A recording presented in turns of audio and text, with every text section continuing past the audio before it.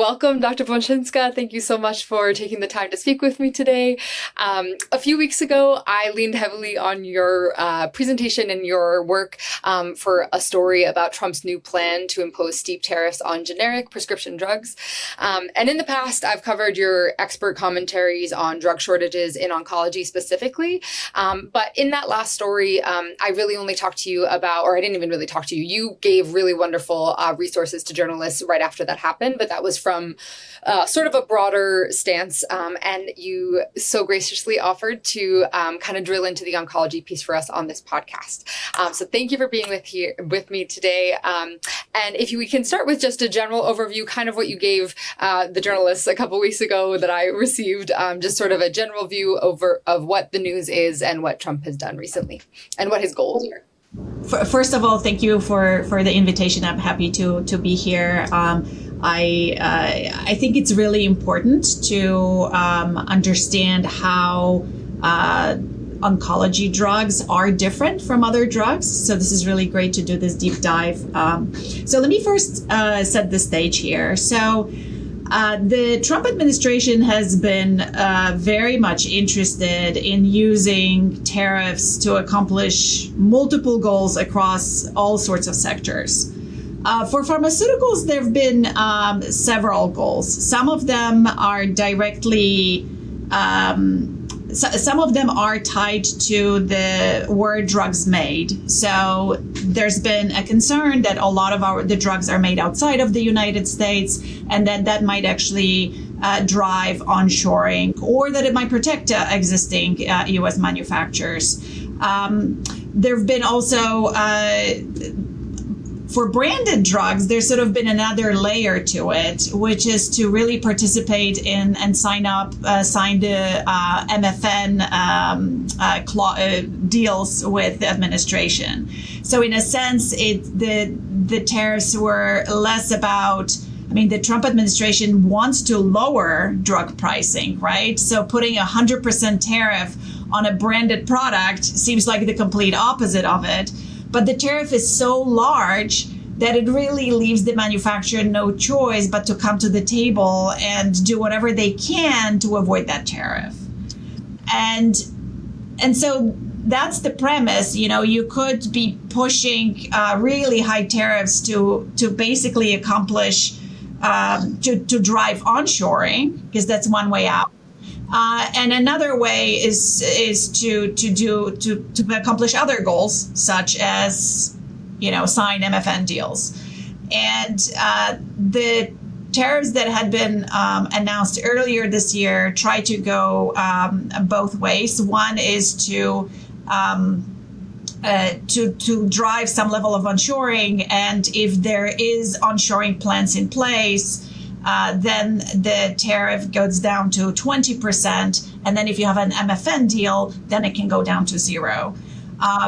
But there are trade deals already in existence with other countries. Like EU has, I believe it's 15%, which means that you don't even have to onshore, you can just pay the 15%. Which is something that a branded manufacturer can very much absorb. So this is something that they can sort of live with a 15%, 25% hit because their margins are large. So when the Trump administration was considering how to handle generics, they initially backed off and they said generics and biosimilars are not going to be affected. But recently, President Trump made an announcement. There's really, other than his post on Truth Social, I am not aware of any additional detail about putting on tariffs. So he announced that he would put tariffs starting 2 years from now of 100% on generic drugs and 200% after that, unless they onshore. That's all the detail we have. I will just say, when I was reporting on that, I was a little bit nervous, like writing a whole story when all we had was the Truth Social post. So the one thing we do have at least is confirmation from the White House that this is official policy. But yes, no other details and no report. A little bit weird of a situation there, but we do know that it's official policy, at least for now. So yeah, thank you for the overview. Can we drill a little bit into the oncology sort of specific side of things now? Wonderful. Yeah, go ahead, please. The big question is, how is this going to impact availability and prices of oncology drugs, right? And there's a number of moving parts here, and I have a lot more certainty over some than others. And so I'll try to kind of walk through how this might play out. So one big difference between, so a lot of the drugs that we get in the United States, we mostly use solid oral dose products, tablets and capsules, just massive amounts of it. In a report that I did last year using IQVIA data, I kind of estimated that we consume something like 187 billion tablets and capsules a year. Oh my gosh. Number, so. What an image. And I would say almost 2/3 of it, well over 60% of it comes from India. And also some from Europe, a little bit from China. It's very heavily coming from India.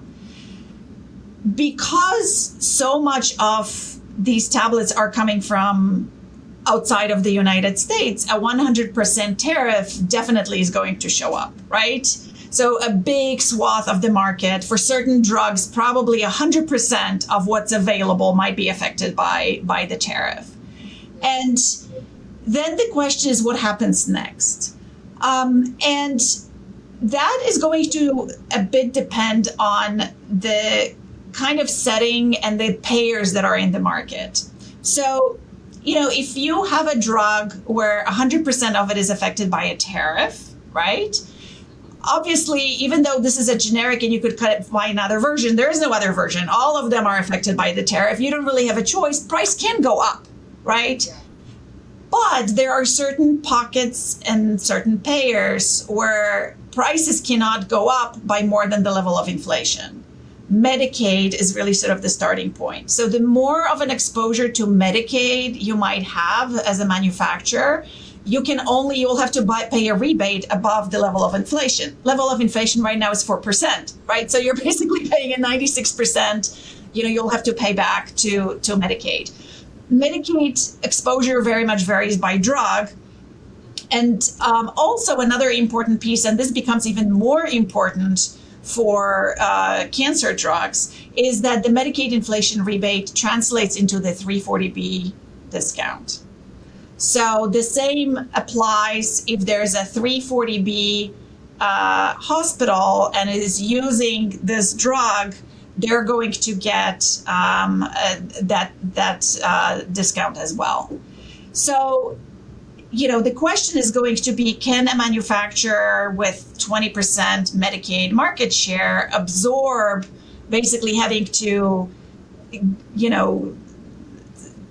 they basically have to, they're going to have a major loss on any units that are being sold to Medicaid. They cannot decide not to sell to Medicaid, right? So, how much can they, it all is going to depend on what level of margin they already have, right? So, there might be situations depending on the market share that they could still, with a small margin, make it and not go under. But the larger your exposure to these programs, the more likely it is that you'll actually decide, I can't make money in the US market, I'm going to exit the US market. And so I think that's been the major concern. And one initial pushback around tariffs is that it takes 5 years to build a new facility. Here you're only given 2 years.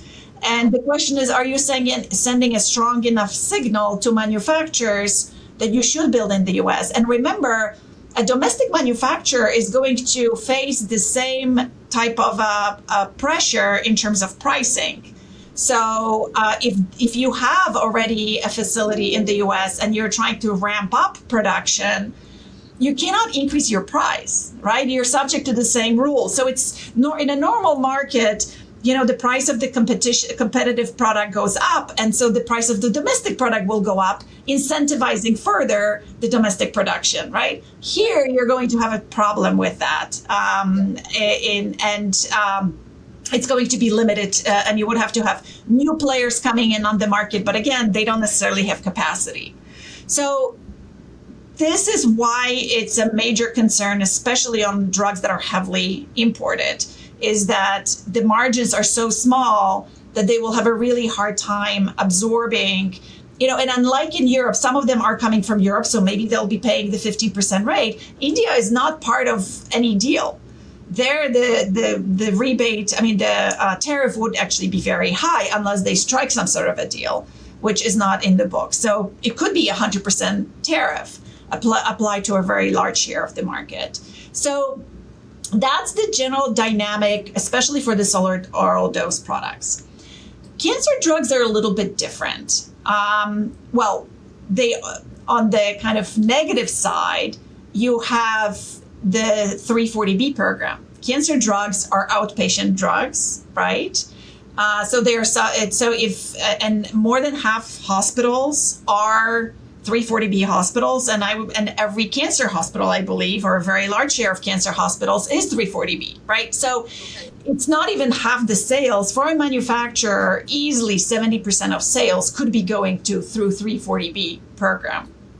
So now if you are a foreign manufacturer, and these manufacturers tend to have, 10% margins, single-digit margins, if you get slapped with 100% tariff, you go under really quickly, right? Yeah.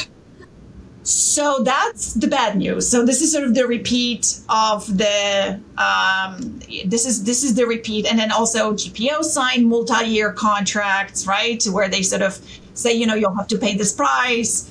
And if you can deliver, there are penalties. So that also complicates things. The potentially encouraging piece is, unlike solid oral dose products, a lot of the sterile injectable drugs are made in the United States.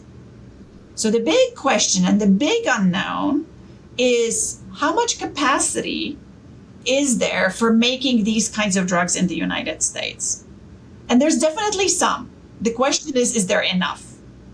And that piece I can't answer. So you have Pfizer and Hospira, right? A big player in this space. You have Hikma, another manufacturer. Fresenius Kabi plays a role here as well. I believe Teva no longer is in play. They used to have a big facility that made cytotoxic drugs in Irvine, California, but I believe that shut down. But nonetheless, there are players.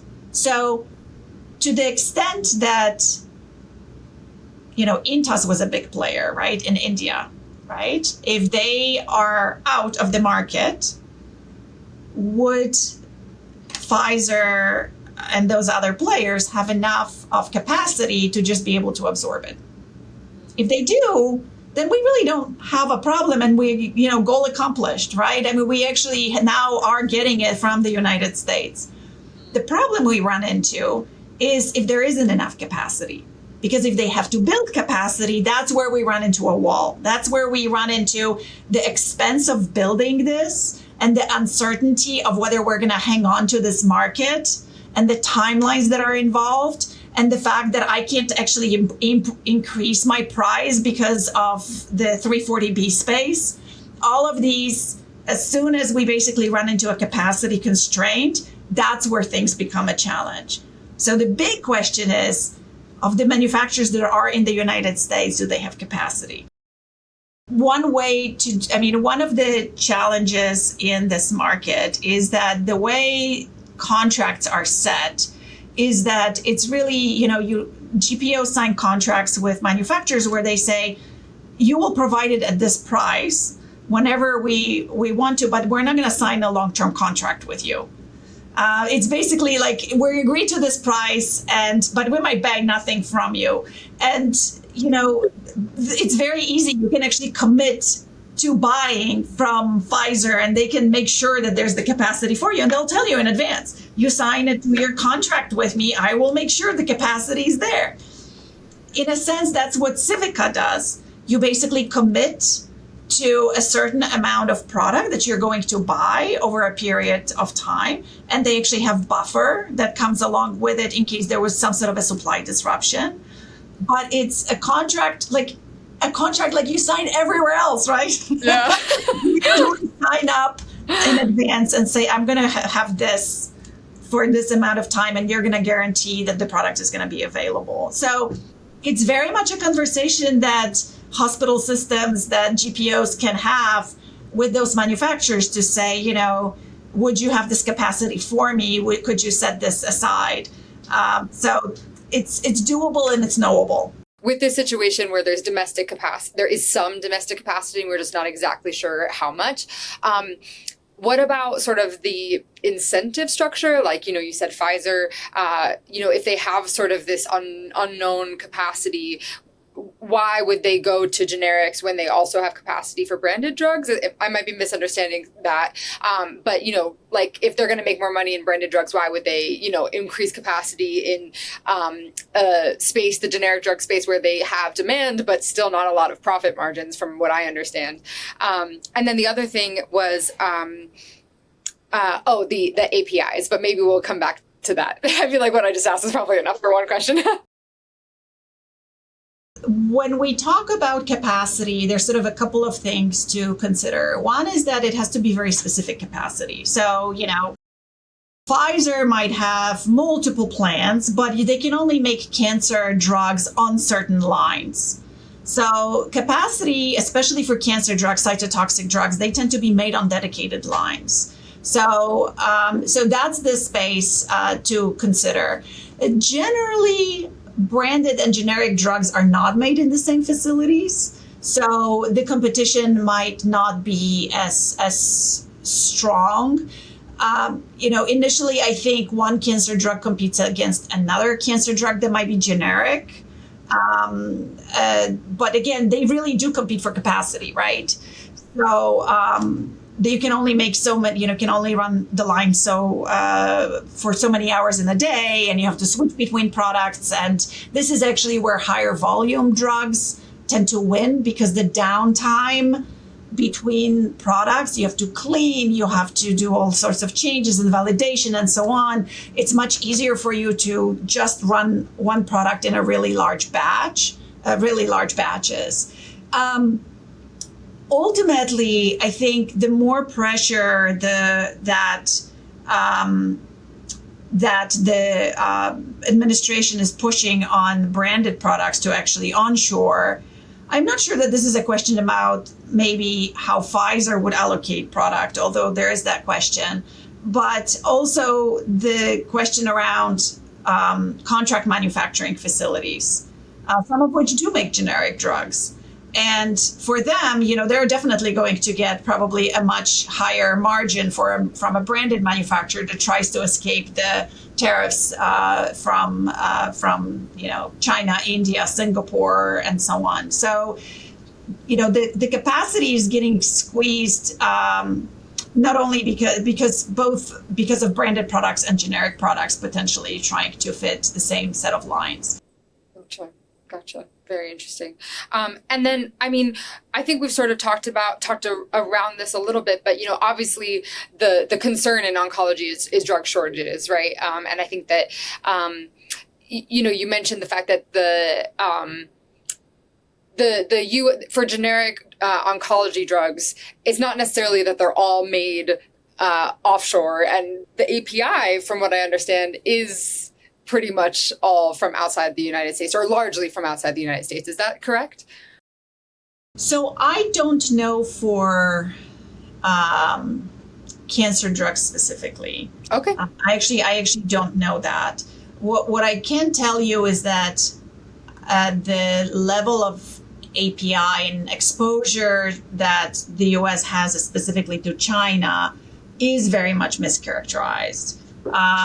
It is true that a lot of antibiotics are made in China, no doubt about it. The Chinese really control the not even far upstream supply chains, but they very much make, if not the API, then exactly the precursor to that, right? What because was that, the K? Fermentation, yeah, they basically sort of really have a monopoly on all the fermentation steps.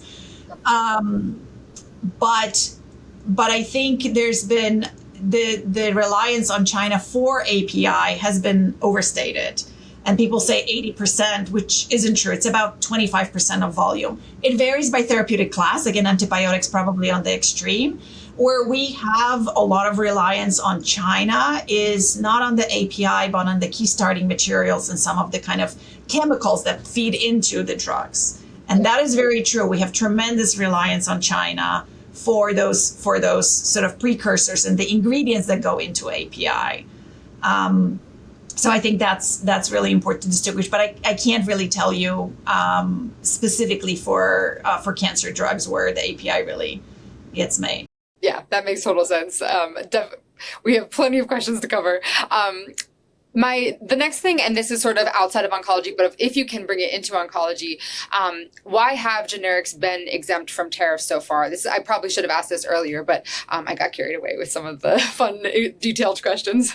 So again, I might have touched on it a little bit, is the risk of shortages. They really don't have the kind of a margin that would either let them absorb, so let's say 100% tariff is really like put somebody against the wall no matter what, even with a branded manufacturer. A 25% tariff, a drug that sells for $10,000 might only cost $100 to make.